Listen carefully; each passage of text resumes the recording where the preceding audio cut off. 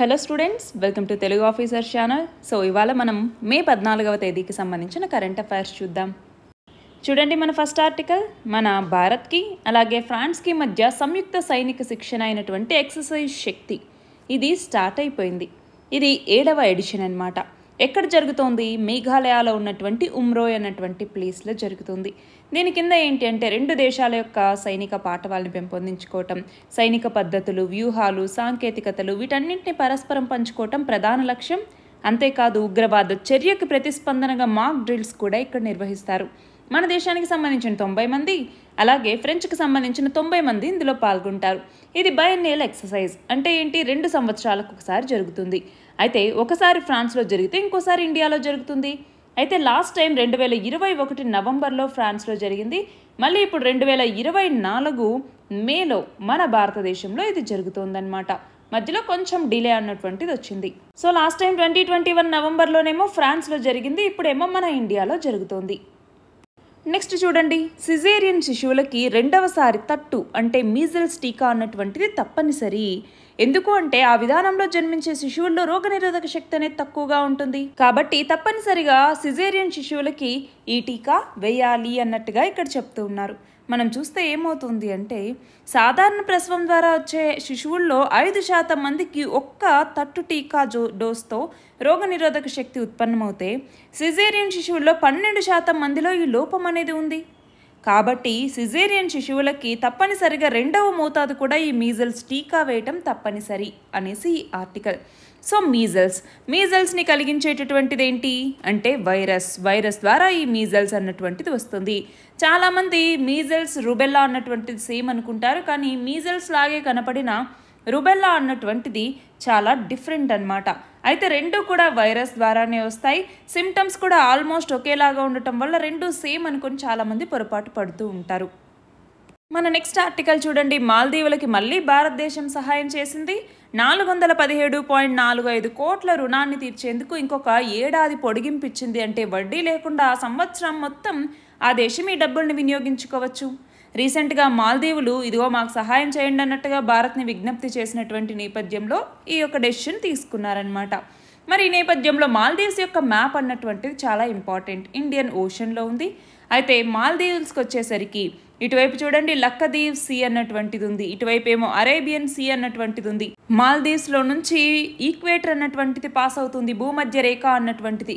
మరి ఏ 2 అటాల్స్కి మధ్య ఈక్వేటర్ అన్నటువంటిది ఉంది అంటే ఒకటి అడ్డు అటాల్ లేదా అర్దు అటాల్ అన్నటువంటిది, అలాగే హువదు అటాల్. ఈ రెండింటికి మధ్య ఈక్వేటర్ అన్నటువంటిది పాస్ అవుతుంది. సో ఇదొకటి మనం గమనించాలి. అలాగే మాల్దీవ్స్ క్యాపిటల్ చూడండి మాలే అన్నటువంటివి. ఇవన్నీ అటాల్స్ అన్నటువంటివి ఏంటి? మనకి ఏవైతే కోరల్ రీఫ్స్కి సంబంధించిన స్ట్రక్చర్స్ ఉంటాయో అందులో ఫ్రింజింగ్ రీఫ్ అనేసి, బ్యారియర్ రీఫ్ అనేసి, అటాల్ అనేసి ఇలా డిఫరెంట్ టైప్స్ ఉంటాయి. మరి ఈ నేపథ్యంలో మనకి కోరల్ రీఫ్స్కి సంబంధించి క్వశ్చన్స్ కూడా అడగచ్చు. సో ఒక్కసారి అవి కూడా చూసుకోవాలి. నెక్స్ట్ ఆర్టికల్ చూడండి, ఇండోనేషియాలో ఉన్నటువంటి సువాక్ బాలింబింగ్ పరిశోధన కేంద్రం. ఇది ఒక రక్షిత వర్షాధార అడవి అన్నమాట. ఇందులో తీవ్రంగా అంతరించిపోయే ముప్పును ఎదుర్కొంటున్న 150 సుమత్రన్ ఒరాంగుటాన్స్ అన్నటువంటివి ఉన్నాయి. అయితే ఇక్కడ ఒక ఒరాంగుటాన్ యొక్క ముఖానికి ఒక గాయమైంది. అయితే ఆ తర్వాత 3 రోజుల తర్వాత ఫైబ్రార్ ఏరియా టింకోటోరియా అనేటటువంటి ఒక ముక్కని ఆ ఒరంగుటాన్ ఎంచుకుని దాని ఆకుల్ని బాగా నమిలి దాని నుంచి వెలువడిన రసాన్ని గాయం మీద కొద్ది నిమిషాల పాటు పులిమింది. తర్వాత ఆకుల పిప్పుతో ఆ గాయాన్ని పూర్తిగా కప్పేసిందనమాట. అయితే ఈ మొక్క అన్నటువంటిది ఆగ్నేయాసియా అడవుల్లో ఎక్కువ కనపడుతూ ఉంటుంది. నొప్పి నుంచి ఉపశమనం కలిగించే లక్ష్యాలు ఇందులో ఉన్నాయి. యాంటీ ఇన్ఫ్లమేటరీ గుణం అనేది ఉంది. గాయాన్ని నయం చేసే లక్ష్యాలు కూడా దీంట్లో ఉంది. మరి అలాంటి ఈ మొక్కని ఒరాంగుటాన్ ఉపయోగించుకుంది. అంతేకాదు సాధారణం కన్నా ఎక్కువసేపు అది నిద్రించింది.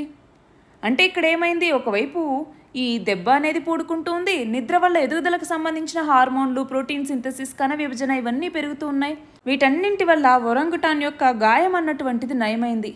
ఆ గాయం నయమయ్యేంత వరకు కూడా ఈ చికిత్సని ఈ ఒరంగుటాన్ అన్నటువంటిది కంటిన్యూ చేస్తూ వచ్చింది. అందుకే ఇది వార్తల్లో ఉంది. లాస్ట్ ఇయర్ కూడా ఒరంగుటాన్కి సంబంధించి మనకి యూపీఎస్సీలో ఒక క్వశ్చన్ అడిగారు. సో ఆ నేపథ్యంలో ఇది ఇంపార్టెంట్. నెక్స్ట్ చూడండి, జిఎస్టీ రిజిస్ట్రేషన్కి బయోమెట్రిక్ ధృవీకరణను అమలు చేయడం కోసం ఇటు తెలంగాణ, ఇటు ఏపీ, అలాగే తమిళనాడు, కర్ణాటక, గుజరాత్ ఇలాంటి రాష్ట్రాలన్నీ కూడా మాకు ఓకే అన్నట్టు చెప్తూ ఉన్నాయి. ఏంటి అసలు బయోమెట్రిక్ ధృవీకరణ అంటే? నార్మల్గా ఈ జిఎస్టీ రిజిస్ట్రేషన్కి ఇప్పటిదాకా ఓటీపీ ఆధారిత ధృవీకరణను చేపట్టేవాళ్ళనమాట. అయితే ఏమైంది అంటే దీని కింద ఐటీసీ ఇన్పుట్ ట్యాక్స్ క్రెడిట్ ఎవరైతే క్లెయిమ్ చేసుకుంటారో వాళ్ళు క్లెయిమ్ చేసుకునేటప్పుడు నకిలీ సంస్థల్ని సృష్టించడం కోసం వేరే వాళ్ళ గుర్తింపును దుర్వినియోగం చేస్తూ ఉన్నారు. ఆ నేపథ్యంలో బయోమెట్రిక్ ధృవీకరణ ప్రక్రియ తీసుకొస్తే ఎలా ఉంటుంది అన్నట్టుగా కేంద్ర పరోక్ష పన్నులు కస్టమ్స్ బోర్డు అనేది ఆలోచించింది. అంటే ఇందులో ఏంటి, మనం జిఎస్టీ రిజిస్ట్రేషన్ కోసం దరఖాస్తు పెట్టుకున్నటువంటి వ్యక్తి కనుక ఒకవేళ ఏదైనా ఫ్రాడ్ చేసి అనుమానితుడిగా అనిపిస్తే అతని బయోమెట్రిక్ని పరిశీలించవచ్చు అలా అన్నమాట. మరి దీనికి సంబంధించి ప్రస్తుతం గుజరాత్, ఆంధ్రప్రదేశ్ అలాగే కేంద్రపాలిత ప్రాంతం యూనియన్ టెరిటరీ అయినటువంటి పుదుచ్చేరిలో దీన్ని ప్రయోగాత్మకంగా ప్రారంభించారు కూడా. నెక్స్ట్ చూడండి, తెలంగాణలో పోలింగ్ 64.93% నమోదైంది. తెలంగాణలో లోక్సభకి పోలింగ్ అనేది జరిగింది. అదే ఏపీలోకి వచ్చేసరికి స్టేట్ లెజిస్లేటివ్ అసెంబ్లీకి అలాగే లోక్సభకి కూడా పోలింగ్ అన్నటువంటి జరిగింది.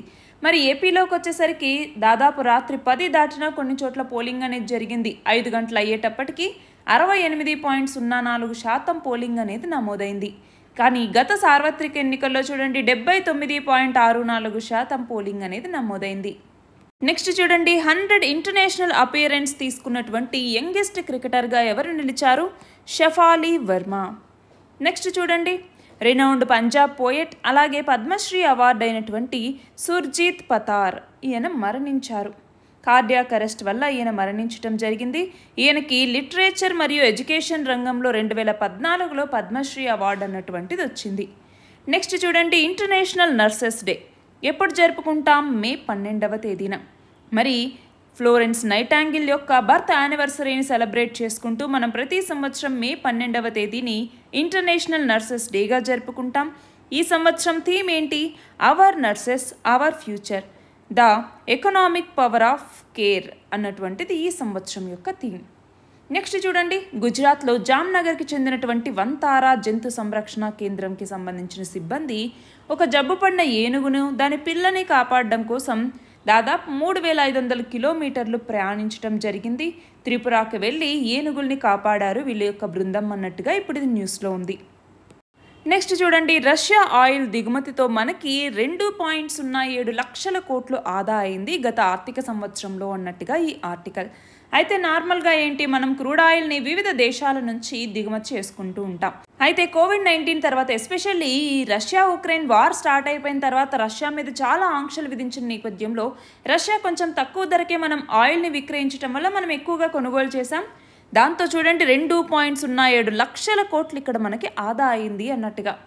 నెక్స్ట్ చూడండి, భారత 85వ గ్రాండ్ మాస్టర్గా శ్యామ్, ఈయన తమిళనాడు ప్లేయర్ అన్నమాట. శ్యామ్ నిఖిల్ ఈయన పూర్తి పేరు. భారత చెస్లో 85వ గ్రాండ్ మాస్టర్గా ఈయన అవతరించారు. నెక్స్ట్ చూడండి, ఇన్ఫోసిస్ సహ వ్యవస్థాపకుడైనటువంటి ఎన్ఆర్ నారాయణమూర్తి యొక్క సతీమణి, ప్రముఖ సంఘ సేవకురాలు, రచయిత్రి అయినటువంటి డాక్టర్ సుధా నారాయణమూర్తి.